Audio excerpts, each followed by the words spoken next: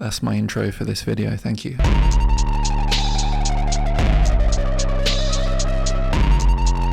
So I want to let you in a bit on the creative process before I get into Alice in Borderland, right? I have about 20 ideas for videos a month. Do you know how many of those I do? I mean, it doesn't take a genius, does it? None of them. I do none of them. So in the spirit of actually making stuff and actually putting things out there, I'm going to go a bit off book. I'm going to go a bit off script. I'm going to be a bit of a renegade here. They can't stop me. They're banging on the doors. They can't stop me. I'm going to just going to wing it a little bit. Not to the point that this is just going to be me nonsensically rambling. There's still a bit of a script there, but I'd like to just do it rather than plan it, so I'm just here doing it. For those of you outside the knowing circle, here's the knowing circle, here's you. Oops. Alice in Borderland is a Japanese television show about is he a teenager? He's like in his early 20s, I think, who's out with his friends in Shibuya, just frolicking and very nearly getting hit by cars for fun, apparently. I don't know. Him and his friends go to use a subway restroom and then re-emerge to a completely derelict Tokyo. That's the setup, by the way. That's not the overarching. There's obviously a lot more going on.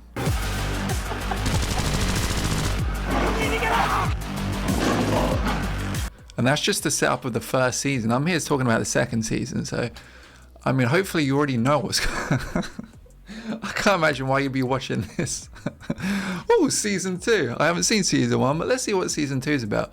Like, just in case that is what the situation is here, that's basically the setup to the entire show. Alice in Borderland is kind of like Squid Game's older brother who left home as soon as they could and doesn't really talk to the family much since doing so.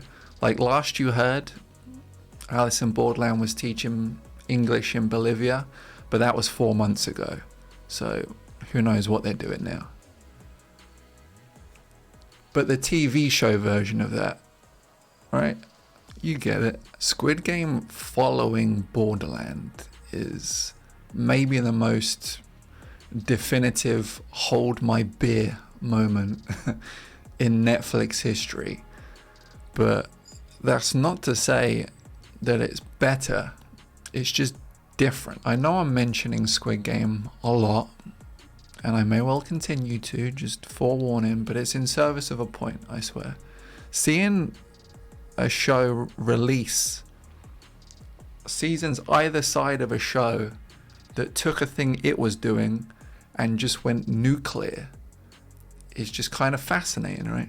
Like Squid Game took very similar ideas and just became this cultural phenomenon that even the gran that you begrudgingly speak to on the phone once a month was out here asking, like, quote unquote, you heard about this Chinese show about fish? Like it was that big. So with that in mind, I watched season 2 of Alice in Borderland, really sort of noting where they thought they needed to like send this fucker up a notch.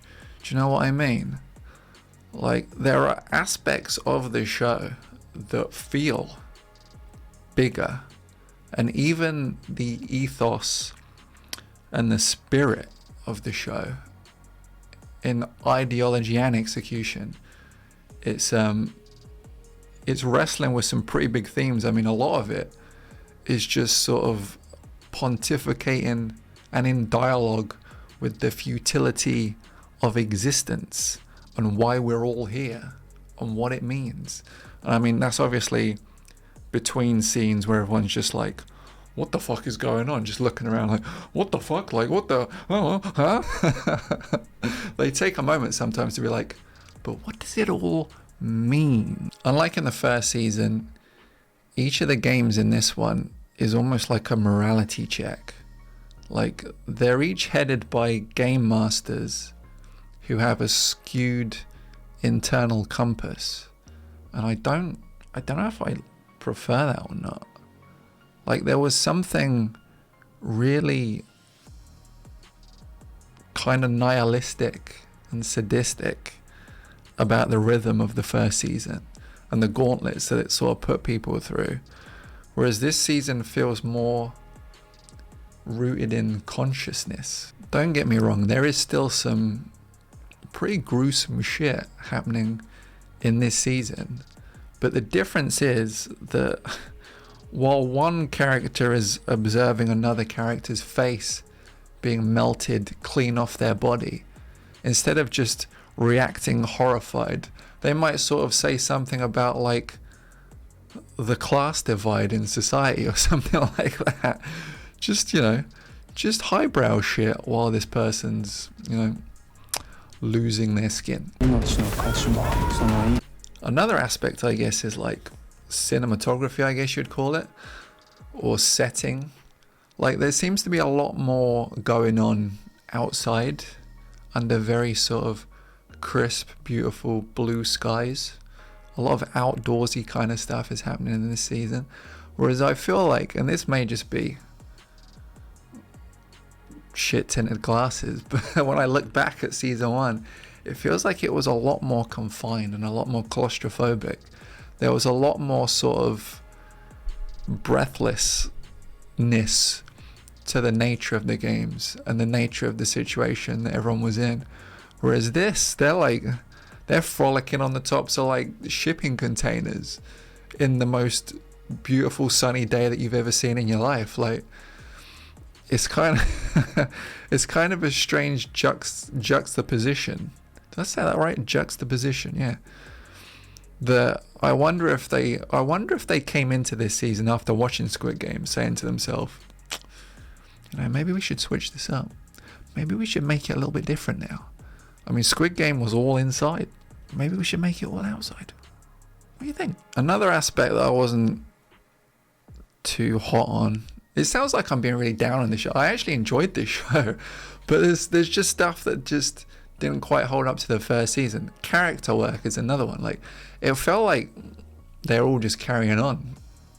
Like, it's like their characters were established in season 1, and then in season 2, it was just business as usual, baby. You can continue. Like, keep being these guys. And for instance, Arisu and Asagi, the two main characters of this entire show, you didn't get to see any chemistry for them except for 2 scenes. One scene in a convenience store, another in a hospital. I won't spoil anything, but those are the 2 locations of the 2 times that they actually had chemistry, and it actually seemed like, you know, I would ship them, as people still say. I don't even know if people still say that. I would ship them though. Based on those 2 scenes, they seemed cute. I wanted them to go all the way.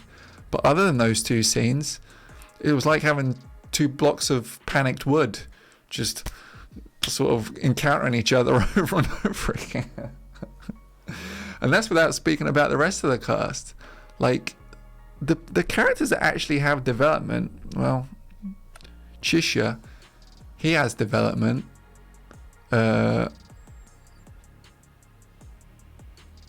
Chisha has development. By the way, this is like a dumb small nitpick, but why does so many characters' names start with an A? I mean, I'm gonna look at the list right now. You've got Arisu, you've got An, you've got Akan, you've got Aguni. I mean, these are some of the main characters of this season, and like, it would be the same. This isn't like a foreign names thing. This would be the same if you create a show with like characters like Andy, Alan, Anne, Aaron. Like, if 4 of the main characters were named that, I would be struggling to keep up with like who is mentioning who at whatever time, you know? I just, you know, let's get some more letters out there, please. Even Usagi, sounds like an anagram of Arisu. So sometimes I was getting those. It doesn't matter. Now let me wrap up non-spoilery thoughts before I go into how I feel this series concluded, so that, you know, if you're here just again, I don't know why you'd be listening to or watching a season 2 retrospective if you haven't seen season 1. I'd recommend season 1. It's a good show. It really is. I know it sounds like I'm constantly down on it, but that's just because the first season was actually surprisingly really good, and I was just hoping this would be as good, but it just isn't quite as good. And I guess that in a sense sort of encapsulates my non-spoilery sort of thoughts about this show, is that it went places in the first season that were sort of unexpected and left you wondering, whereas in the second season it feels like they had the burden of Squid Game just sort of bearing down on them. Like, how do we differentiate but also serve the people that love that shit? How do we do it but not do it? Which is like probably a really difficult position to put yourself in. So this show ended up sort of being almost like a season of The Walking Dead, or like a Wish version of like Last of Us or something. Like, it just, when it wasn't the games, and some of the games were actually pretty interesting and fun, when it wasn't the games, the show just seemed to not really know what to do with itself, which is unfortunate, because for the most part it's an enjoyable show.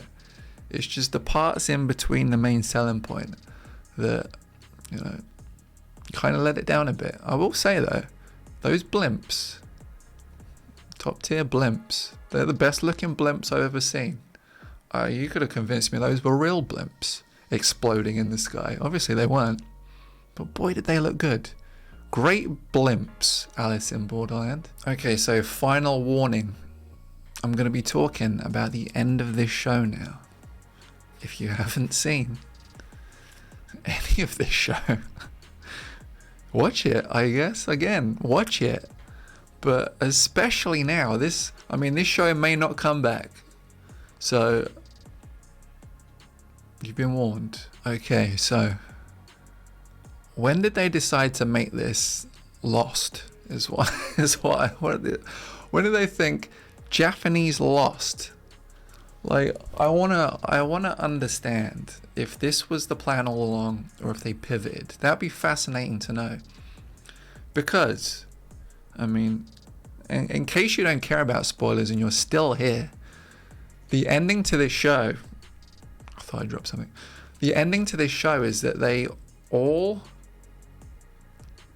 don't all wake up, and I guess a lot of people die, but a lot of the main characters wake up in hospital after Arisu and Asagi complete the games, and they discover in a sort of, I don't know, between life and death sort of flashback, that this was all caused by a meteor that hit Tokyo and wiped out a whole bunch of people and put a majority of the main cast, or the characters rather, I mean, fingers crossed the meteor doesn't hit Tokyo and puts the main cast in hospital, but it put most of the main characters in hospital, and they were all, this begins my confusion. So they were all in hospital having a shared delusion, or they were all in hospital within Arisu's limbo state. They all seem to have been having their own version of a limbo purgatory sort of experience, but what I don't quite know is how, given that they don't really know each other or potentially haven't seen each other, how, if we're just watching Arisu's retrospective or experience in purgatory or whatever you want to call it, how he knew all of these actual real people, or knew them identically, knew them visually. I guess I'll just use a real word. He knew them visually well enough to include them in his limbo experience, which, yeah, I guess that is one of the biggest issues I have with this, is that why the games, I guess because Arisu is a gamer, and boy do we love death games. I mean, if I'm not gaming, I'm out there participating in death games. You know what I'm saying? Like, if I'm not there trying to get the high score in Bloodborne, then I'm out there trying to get the high score in murdering everyone. Wait, that didn't sound right. That came across a lot more school shooter than it was meant to. I have no desire to go out and kill everybody. I'm saying this though. So I guess his games looked like that because he's a gamer. But then when Chisha wakes up, he seems to have had his own sort of awakening. Similarly to how he had his own awakening in Arisu's vision of Limbo ? Like, that's my issue with shows like this. And this could never have ended well, let's be honest. There was no possible way that they could ever give a satisfying answer to what is happening. Like, they were screwed once they had to provide a reason for anything. So I can't really knock points off them or anything for not sticking the landing, because it was an impossible task to do so. And they even almost jokingly run through 3 or 4 scenarios where it could be this, or it could be that, or it could be aliens, or it could be a simulation. Or like, that was actually kind of funny. And I was almost kind of hoping that that on the back of that there would be no explanation, that the show would just be like, well, they beat the games and now they get to live in post-apocalyptic Tokyo or some shit like that, you know? Because there was no right way to end this show, unfortunately. And that, I guess in a way, sort of ducks points. But then right at the very end, there is a playing card on a table with a Joker on it. Let's backtrack. I mean, you're here so you know, but if you're here for spoilers and you didn't watch the show, each of those game masters for the games that they participated in this season represented face cards. So each game master, so there was like, I actually don't remember, Queen of Hearts was one, King of Spades, I think, but none of them were Jokers, I think. There were no Jokers. So for them to end on a card that hadn't appeared in the deck of game masters that existed in this world almost insinuates that there's more to it. So then, what? What do you want anyone to think? That's my issue with this whole mystery box. That's probably everyone's issue with the mystery box, is what is the answer? Like, or don't give an answer. Don't give an answer, then undo the answer, then give an answer, then undo the answer. Give an answer and stick with it, or don't give an answer. Like, let's just follow a fucking path on this one, you know? I guess in essence, that half in, half out sort of what is going on here mentality is pretty indicative of just the way this show handled jumping from one season to another, and how much of an identity crisis it sort of had doing that. Because the first season, I think you pretty much travel the length of Tokyo and end up at a beach.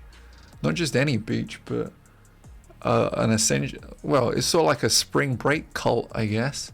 Like, that gave the show an extra dimension that was just very interesting.